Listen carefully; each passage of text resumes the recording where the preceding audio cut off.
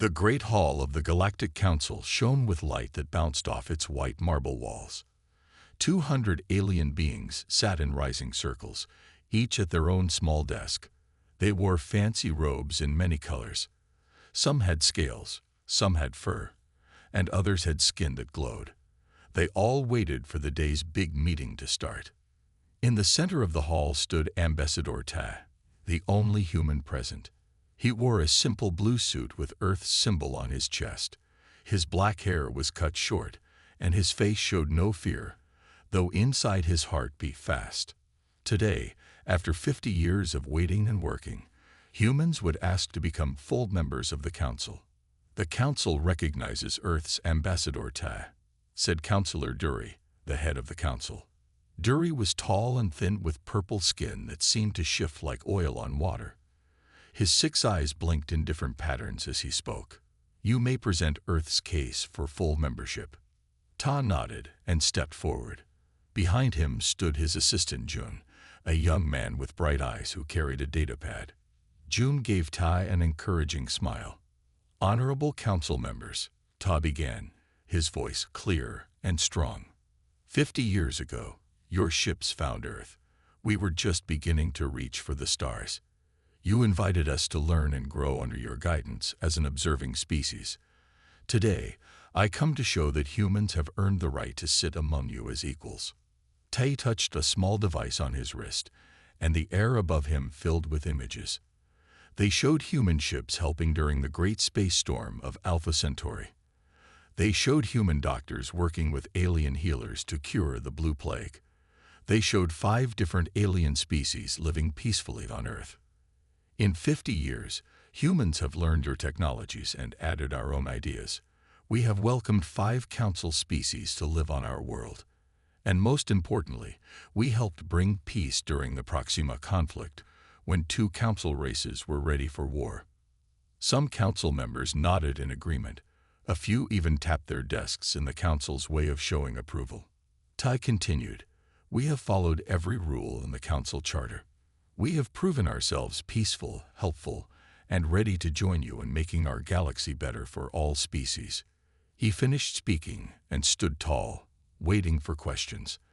This was the moment he had worked for his entire career. The moment humans would finally be accepted as equals. But Councillor Dury did not ask about Earth's achievements. Instead, he tapped a long finger on his desk, and the images Ta had shown disappeared. New images took their place. Earth ships moving too quickly through space, humans talking too closely with species from different council groups, human children learning faster than the council education plans allowed.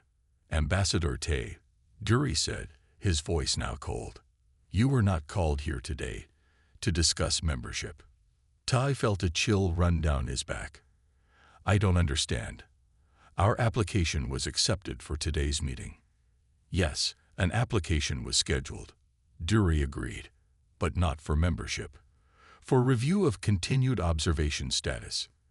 He looked around at the other council members, and after much private discussion, the senior council has decided that review should become a vote for expulsion.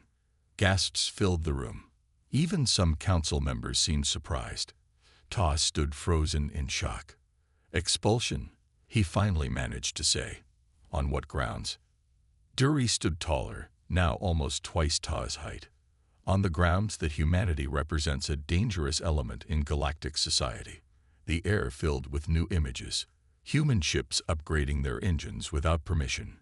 Human scientists asking too many questions about council technology.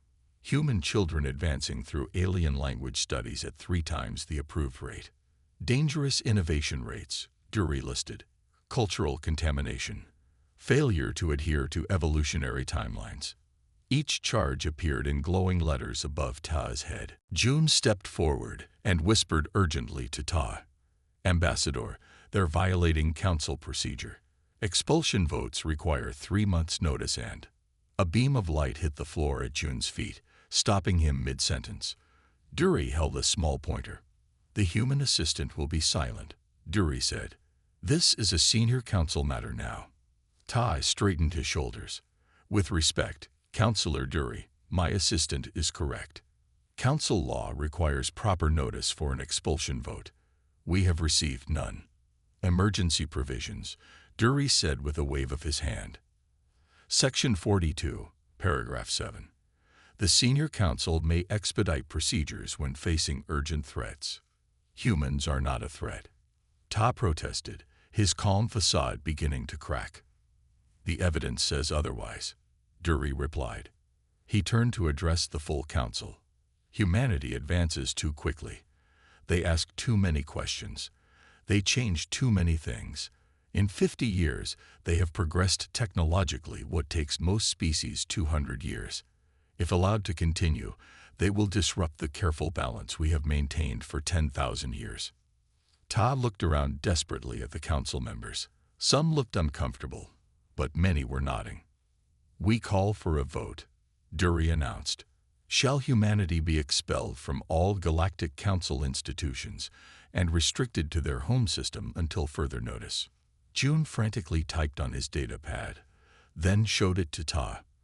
On the screen were the words, 3 violations of Charter law in pro juries, requiord ev or I thing. Ta gave a tiny nod and activated his wrist device to record the proceedings. The voting began. One by one, lights on the council members' desks turned red for expulsion or green for allowing humans to stay. Ta watched with growing dread as red lights far outnumbered green. In the end, only 3 council members voted to let humanity remain. 11 voted for expulsion. The council has spoken, Dury announced, satisfaction clear in his voice. Humanity is hereby expelled from all council institutions. All human representatives must leave council space within 48 hours. All human ships must return to Sol system within 2 weeks. Any human found in council space after that time will be subject to detention and deportation. Ta stood still, hiding his anger and shock behind a mask of diplomacy. The people of Earth will be most interested to learn of this decision and the process by which it was reached. Dury's 6 eyes narrowed. Is that a threat, Ambassador? Or should I say, former Ambassador? Not at all, Ta replied calmly. Merely an observation that unexpected decisions often lead to unexpected outcomes. Dury signaled to security officers who appeared at the hall's entrance. These officers will escort you to your ship. You have 48 hours. Ta nodded to June, and they walked with dignity toward the exit, back straight despite the weight of what had just happened. As they passed through the grand doorway, Ta felt his communicator vibrate. It was a message from Captain Han, commander of the human diplomatic vessel waiting in orbit. Status update. The message read. Ta typed back a simple reply. Expelled. Returning to ship. A moment later, Han's response appeared. Plan Omega. Plan Omega was Earth's emergency protocol for hostile first contact, immediate military action. It had never been used, but always prepared for. Ta looked back at the council chamber, at the species who had just declared humans unwelcome in the stars. War would be easy to start. Many back on Earth would demand it. But war was not the answer. Not yet, he typed back. First, we study their laws better than they do. As they boarded the shuttle that would take them back to their ship, Jun finally spoke. What happens now? He asked, his young face tight with worry. Now we go home, Ta replied. And we prepare. For war? Jun asked quietly. Ta shook his head. For justice. A shuttle lifted off from the council station, leaving behind the gleaming spires that had once represented hope for humanity's future among the stars. Ta watched through the viewport as the station grew smaller. Anger burned inside him. But he kept it controlled. Anger could be useful when properly directed. They made 3 procedural violations that I counted, Jun said, already reviewing the recording. Possibly 5 if we include sub-statutes. Good, Ta nodded. Download every piece of council law you can access before they lock us out of the system. Every precedent, every rule, every exception. Jun looked up from his datapad. You think we can fight this legally? They control the courts. Maybe, Maybe not, Ta said. But I know humans. We're at our best when someone tells us we can't do something. He smiled for the first time since the vote. And they just told us we can't join their club. The shuttle docked with the larger human ship where Captain Han waited, her face grim. I've informed Earth, she said. The Council has already announced our expulsion publicly. People are angry. The Defense Council is meeting as we speak. Tell them not to do anything rash, Ta said. We need time. Han raised an eyebrow. Time for what? Ta looked out the viewport again as the ship's engines began to power up for departure. The stars seemed colder now, more distant. They think they've gotten rid of us, he said to June, who was already buried in Council legal texts. But they've just unleashed humanity's greatest weapon. June looked up curiously. Ta smiled. Our tendency to rewrite the rules when we don't like them. As their ship pulled away from the Council station and prepared for faster-than-light travel, Ta made a silent promise to himself and to Earth. This wasn't the end of humanity's journey to the stars. It was just the beginning of a different path, one that would change the galaxy forever. 6 months had passed since humanity's expulsion from the Galactic Council. Earth had become a planet divided by different ideas about what to do next. In the large meeting room at Earth's Space Defense Headquarters, Ambassador Ta sat at a round table with the planet's leaders. The room was plain except for a wall of screens showing stars and planets. Everyone looked tired.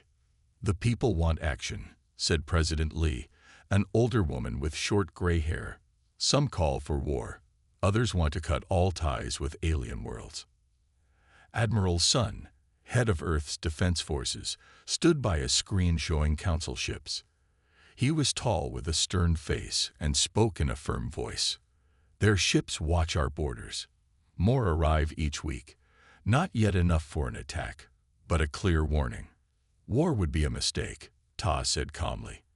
The Council has existed for 10,000 years. Their technology still surpasses ours in many ways. So we just accept being prisoners in our own system? Asked another leader angrily. Ta shook his head. No, we find another way. He looked at his assistant. June, tell them what you found. June, who had spent months studying Council laws, stood up. His eyes were red from lack of sleep, but they shined with excitement. I found something called the Founder's Exclusion Clause, he said. It's buried deep in the oldest Council laws, from when they first formed. It states that expulsion can be challenged if the expelled species can prove it was done unfairly. The room grew quiet as people considered this. Can we prove it was unfair? President Lee asked. Before June could answer, the door opened. A woman with glasses and a serious face walked in. It was Dr. Mena, Earth's top expert on alien cultures. I can help with that, she said. I've been studying Council history. Earth is not the first world they've expelled. There were 27 others in the last 10,000 years. She placed a small device on the table. It showed images of different alien species, most of which no human had ever seen before. Each of these species was expelled for the same reasons as us, Dr. Mena explained. Too innovative, too questioning, too fast developing. And after expulsion, most of them disappeared completely. A cold feeling spread through the room. Are you saying the Council eliminates species it doesn't like? Admiral Sun asked, his hand tightening on his chair. Dr. Mena nodded. I believe so. But I need more proof. Tai was about to speak when his private communicator buzzed. The message on the screen made his eyes widen. I need to take this in private, he said, standing quickly. Continue without me. In a small room nearby, Tai activated the secure channel. The face that appeared was alien, delicate features with pale blue skin and large eyes. It was Counselor Yuna, one of the 3 council members who had voted against Earth's expulsion. This connection is dangerous for both of us, she said in a whisper. But you need to know the truth. Which is? Tai asked. The Council you see is not the real power, Yuna explained. 5 elder species control everything from the shadows. They call themselves the Preservers. For millennia, they've eliminated any species that might one day challenge them. Like humans, Ta said. Yuna nodded. You advanced too quickly. Asked too many questions about how Council technology works. The Preservers fear that in a few centuries, humans might surpass them. So they're removing the competition, Ta said, pieces falling into place. Yes, and Ta. Yuna's voice grew even quieter. They're not just containing you. They're preparing for extinction. Tai felt his blood go cold. How long do we have? A few months at most. I'm risking everything to tell you this. Find a way to fight back that they won't expect. The connection cut off suddenly. When Tay returned to the meeting room, everyone could see the change in his face. What happened? Admiral Sun asked. We need to work faster, Ta said. The Council isn't just keeping us contained. They're planning to eliminate us entirely. Shocked voices filled the room until Tai raised his hand. Dr. Minna, continue your research. Find everything you can about those other expelled species. Admiral Sun, prepare our defenses, but quietly. Make it look like regular exercises. He turned to June. You and I need to find a way to use that exclusion clause. For the next 3 weeks, Ta and June barely slept. They read through thousands of pages of Council laws.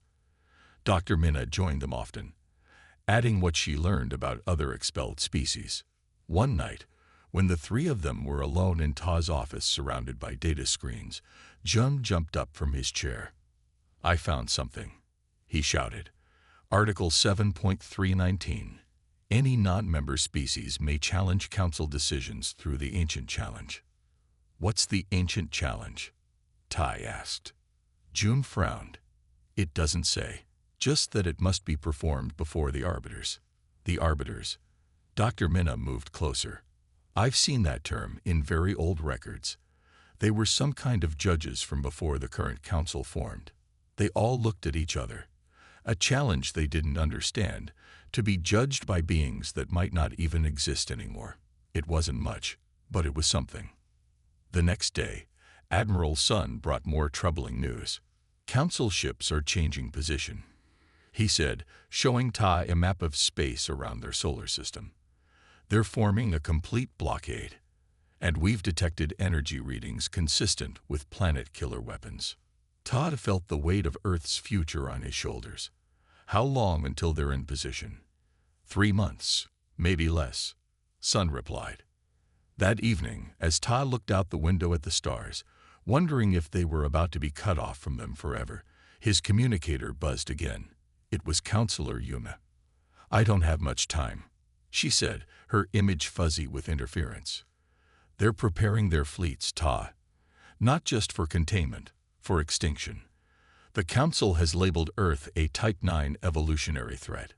What does that mean? Tai asked, though he feared he knew. It means total elimination is authorized, Yuma said. No survivors, no warning, no record in Council history that humans ever existed. Tay's blood ran cold. How long do we have? 3 months. Maybe less. Just then, the door burst open. June ran in, breathless, holding a small crystal that glowed with strange light. I found it, he said, not even noticing the alien on the screen. The Ancient Challenge. It's a trial by legal combat. Legal combat? Ta echoed, confused. Yes, June's eyes gleamed with excitement. We don't need warships. We need lawyers. Yuna's eyes widened on the screen. The Ancient Challenge. That hasn't been invoked in 15,000 years. What exactly is it? Tai asked both of them. June held up the crystal. According to this record, when the Council was first formed, the Arbiters created a way for any species to challenge Council decisions. It's a formal legal proceeding where the challenging species must prove the Council violated its own founding principles.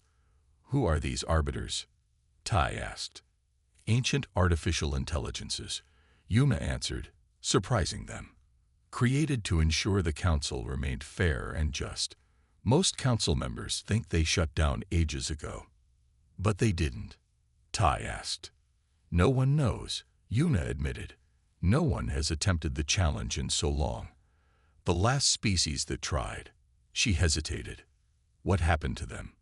Jun asked. They were destroyed, Yuna said simply, but not before their challenge exposed corruption in the council of that time. It led to reforms, but the challenger species was still eliminated. Tai thought for a moment. But if we're already marked for extinction, we have nothing to lose by trying. How do we invoke this challenge? He asked. Jun looked down at the crystal. We need to transmit a specific signal from a specific location. The coordinates are here. And then, Dr. Minna asked. And then we present our case to the arbiters, Jun said. If they still exist.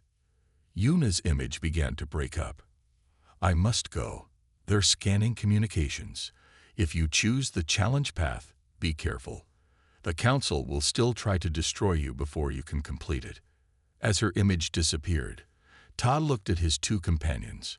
Earth's fate now rested on an ancient legal procedure they barely understood, to be judged by beings that might not even exist anymore. Admiral Sun won't like this plan, Dr. Minna said with a small smile. No, Tai agreed. He'll want to fight with ships, not words.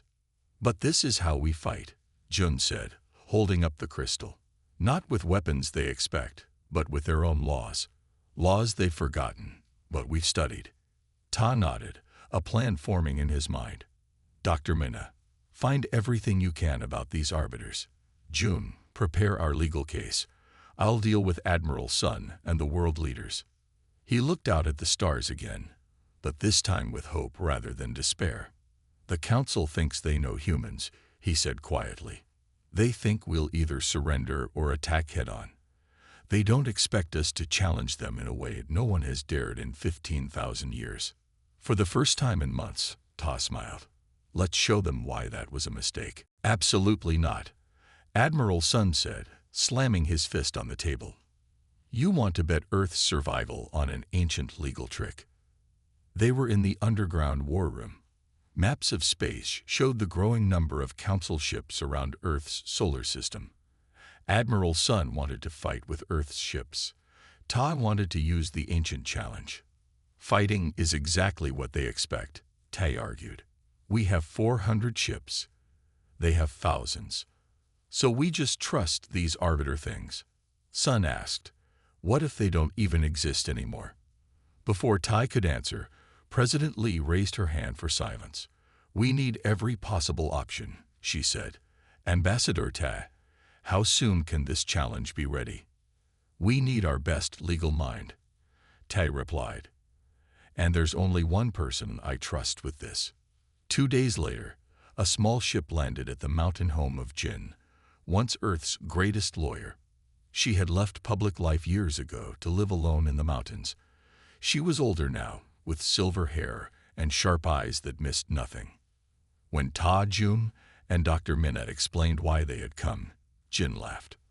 You want me to argue humanity's case before ancient alien judges? She asked. That's quite a retirement project. The council plans to destroy Earth in less than 3 months, Ta said seriously. You're our best hope. Jin looked at the crystal Jun had discovered, with all its information about the ancient challenge. I've never lost a case, she said. But I've never had billions of lives depending on one either. She thought for a long moment, then nodded. Show me everything you have. For the next 2 weeks, they worked without stopping. Jin studied every detail of council law. Jun found more evidence of corruption. Dr. Minna gathered stories of other expelled species. One night, as they worked in Jin's mountain home, there was a strange sound outside. They found an old man standing in the garden. He wore simple clothes and had a calm face.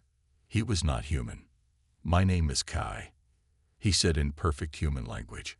I believe you are preparing for the ancient challenge. Tai reached for his communicator to call security, but Jin stopped him. Who are you? She asked. How did you get past Earth's defenses? Kai smiled sadly. I have lived on your world for 3,000 years. I am the last of my kind. What kind is that? Dr. Minna asked, her scientific curiosity overcoming her fear. The council called us the Very, Kai explained. We were expelled, just like you, then hunted nearly to extinction. I escaped and have hidden here ever since. Tab remembered Dr. Minna's research. The Very were one of the first species expelled by the council. Kai nodded. We advanced too quickly, asked too many questions. Sound familiar? They invited him inside. For hours, Kai told them about his people and how the council had destroyed them. He explained more about the Arbiters and the ancient challenge. The challenge hasn't been used in 15,000 years, he said. The last species that tried failed, but they exposed council corruption and forced changes. What happened to them? Jun asked. They were destroyed anyway, Kai said. The council claimed it was for other reasons, but everyone knew the truth. That's why no one has dared use the challenge since. So it's pointless? Tai asked, disappointed. No, Kai said firmly. The Arbiters are fair. If your case is strong enough, you can win.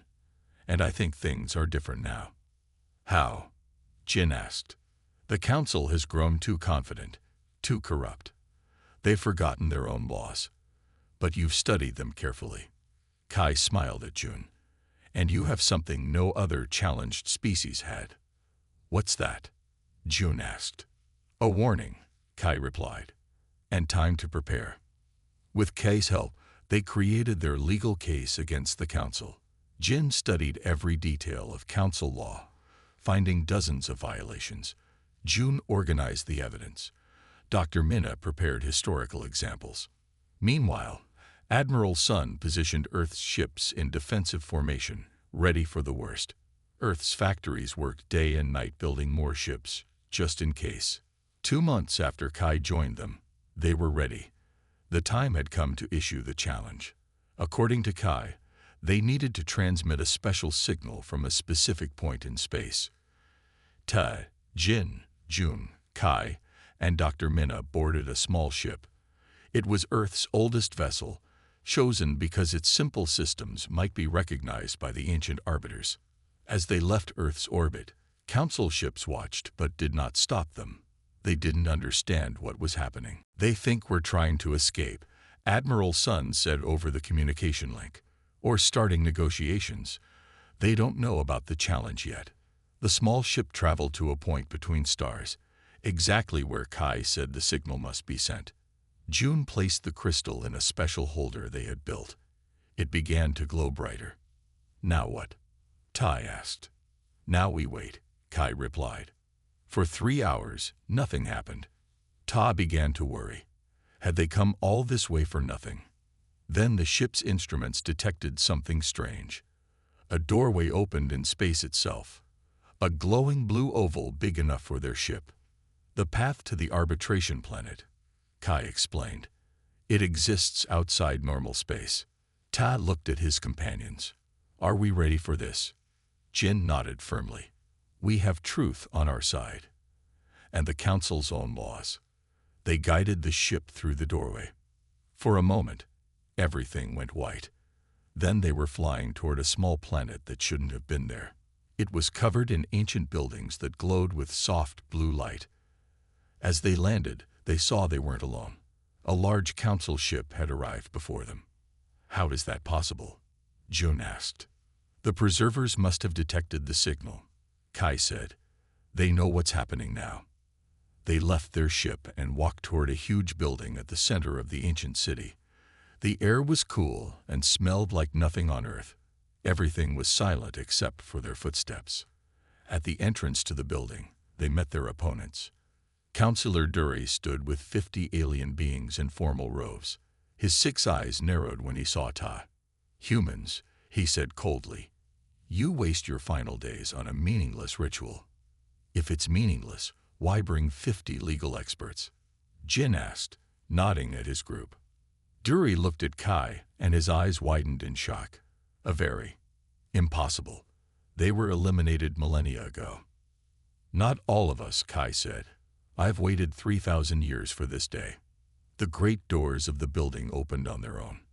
Inside was a circular room with walls that seemed to be made of light. At its center were 3 tall pillars of crystal. As everyone entered, the pillars began to glow.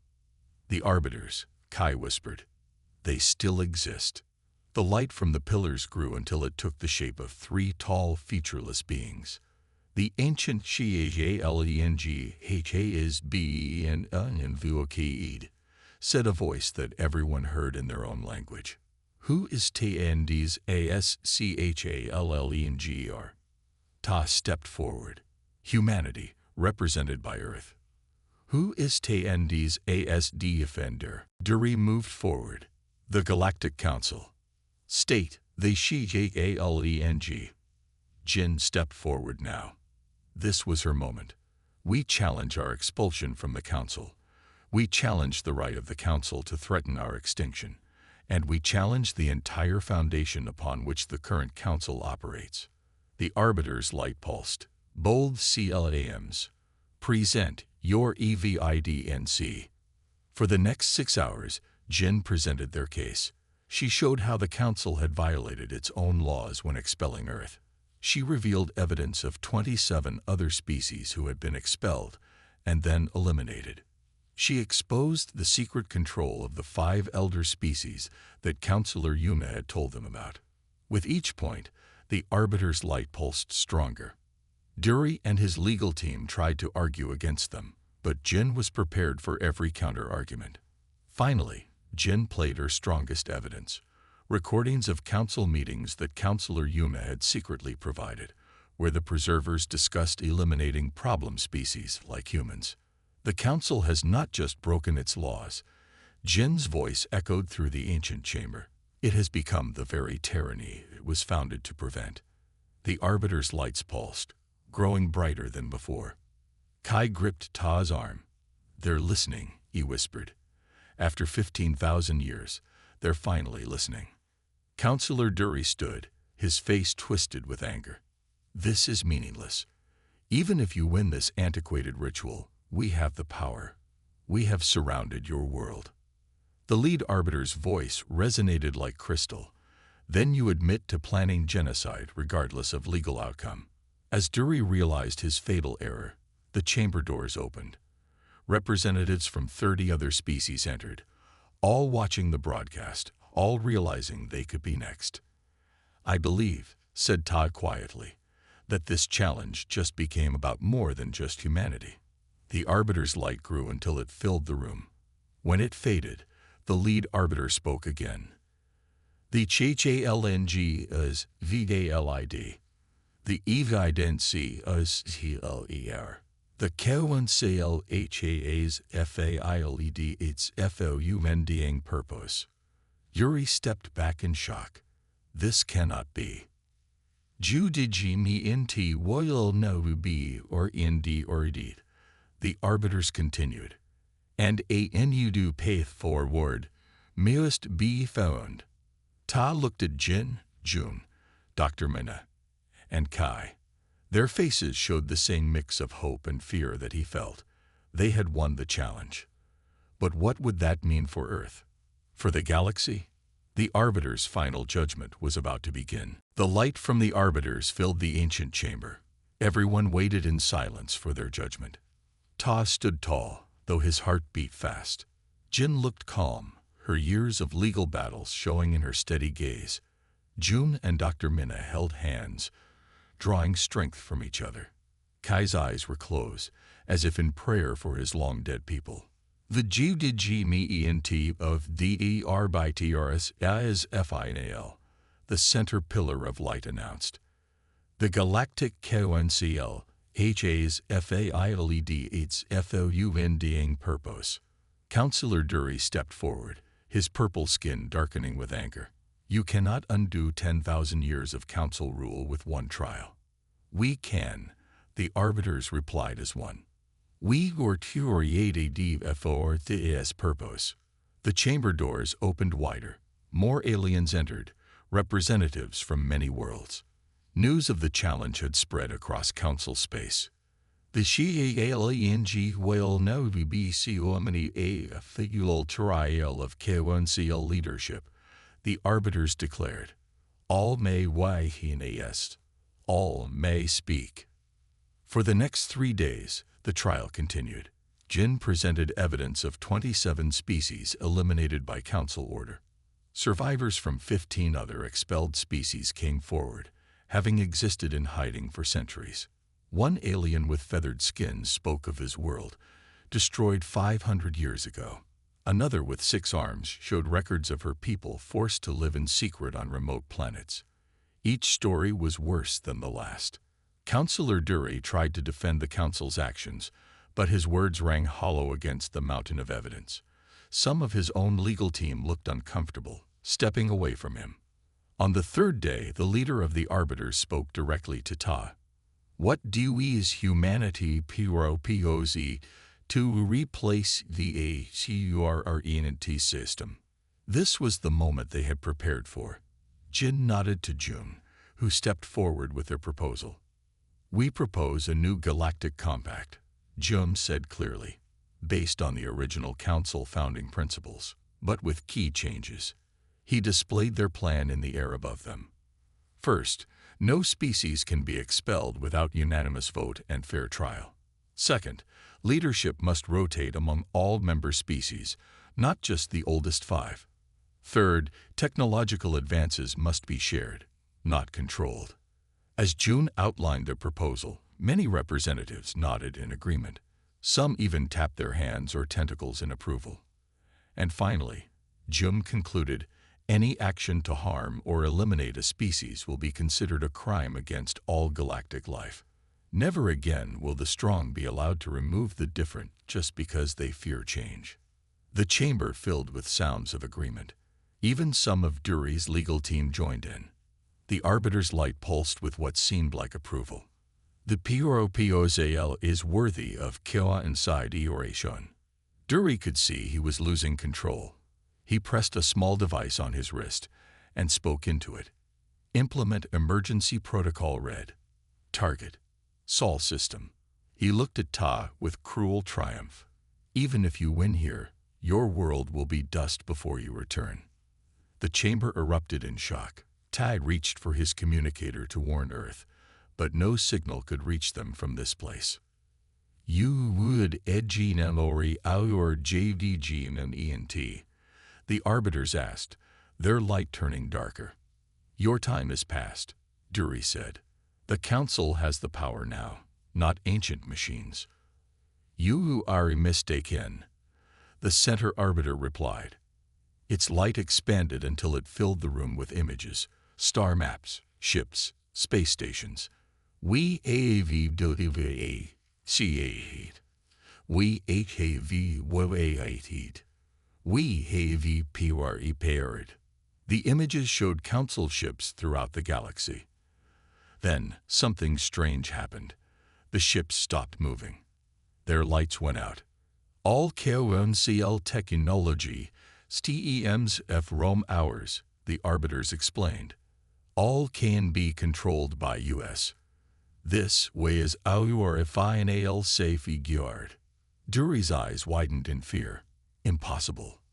Possible, the arbiters corrected. And necessary. The preservers QORUPTYON must end.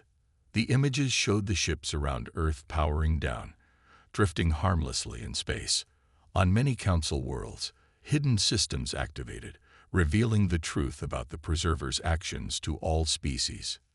I want to add something, said a new voice. One of the other council members stepped forward. Councillor Yuna.